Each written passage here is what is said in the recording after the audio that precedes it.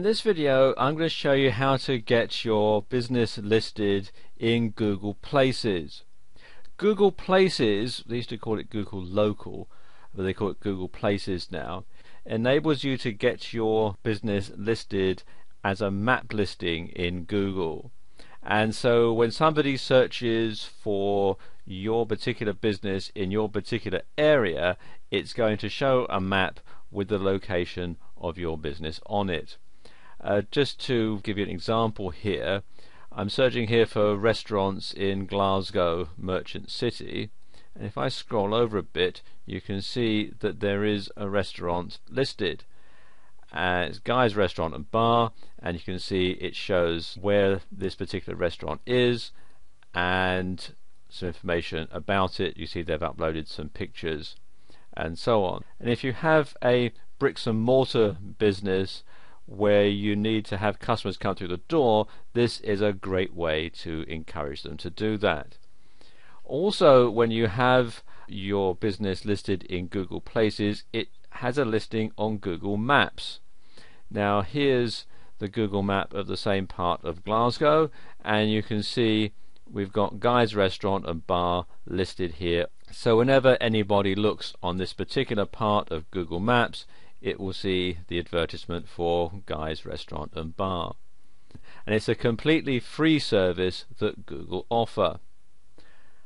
Okay, to get your business listed, what you want to do is to come to Google Maps for your country. I'm in the UK, so I'm at maps.google.co.uk. If you're in the US, you'll be at maps.google.com and so on.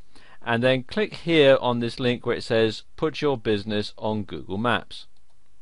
So click here, and then you need to sign in with your Google account. So I'm just going to sign in now.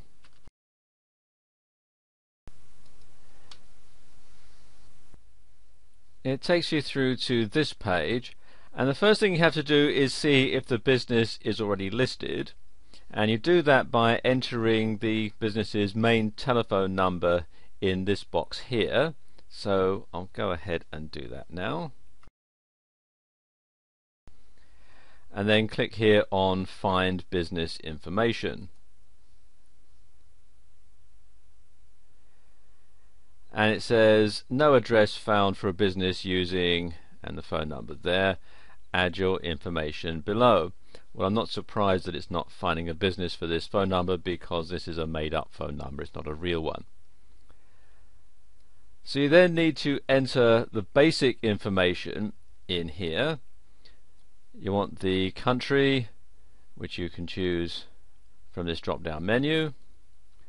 You want the company's name or the organization's name, street address, city and town, county or state where appropriate, and the postal or zip code. So I'll just pause the video while I do that. And there we go, that's done. And you'll see that it shows the listing here above the phone number, and it also shows a map, which I'll explain a bit more about later on.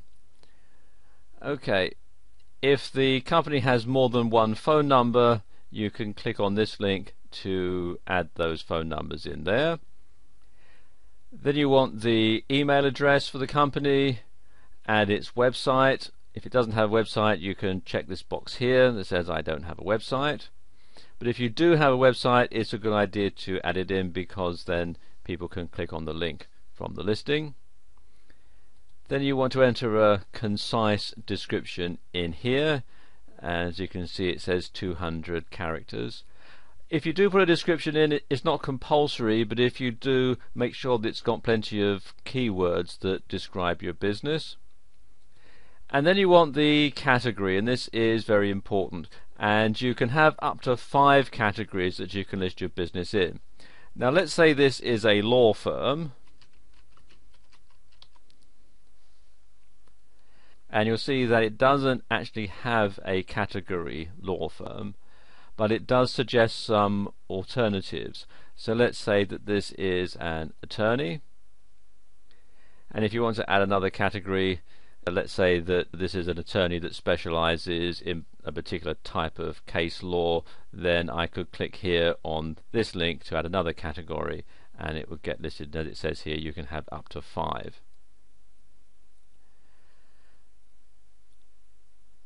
Then we have the service areas and location settings,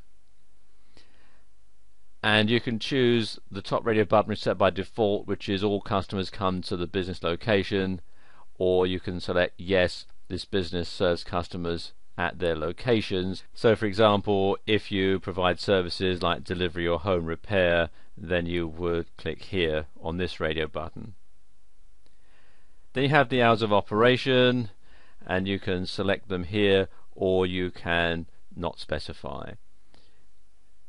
And as it says here, if you split the hours, for example, if you run a restaurant and it's open at lunchtime and then it closes in the middle of the day and then it's open again in the evening, you can set that there.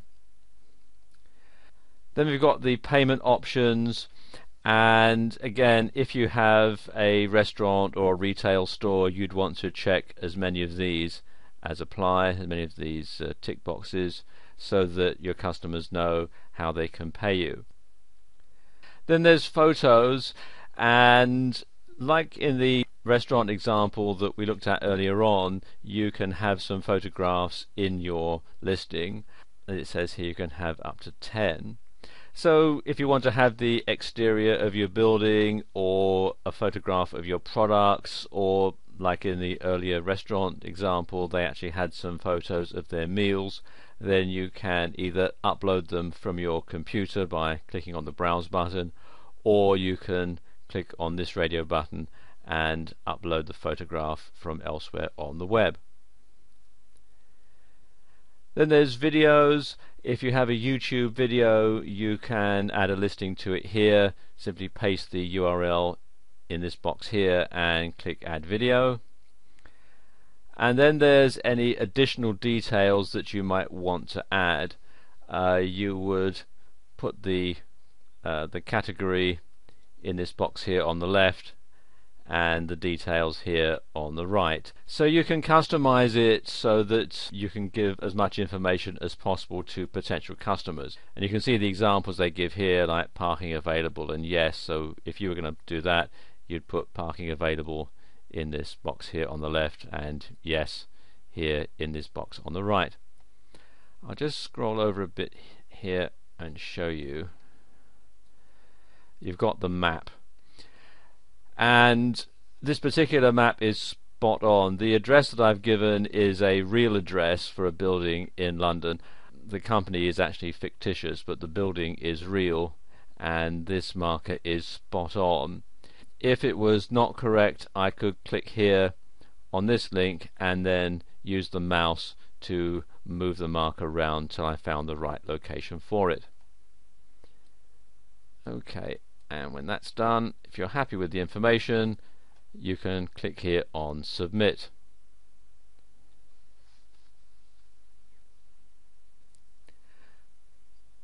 Then you'll have to validate the listing.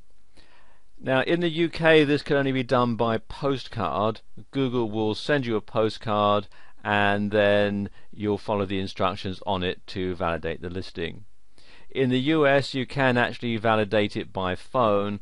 They will call you and then you can simply follow the instructions that they'll give you over the phone.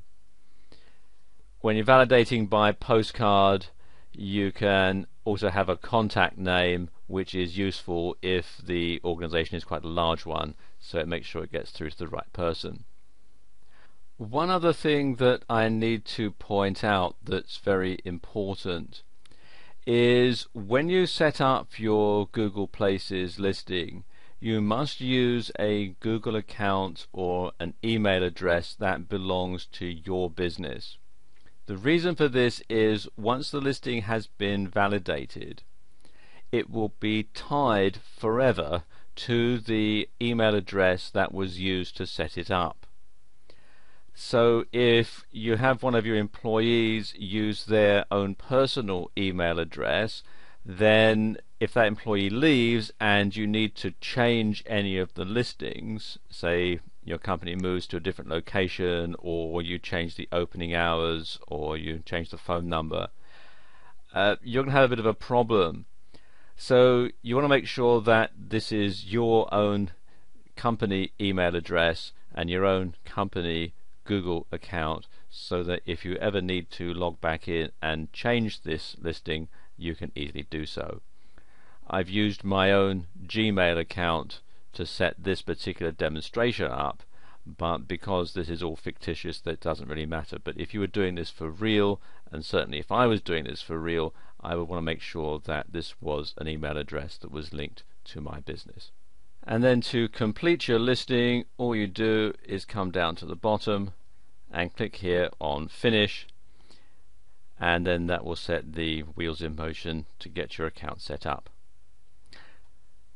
And if you follow the instructions that I've given you in this video, you'll find it very easy to set up an account on Google Places and Google Maps.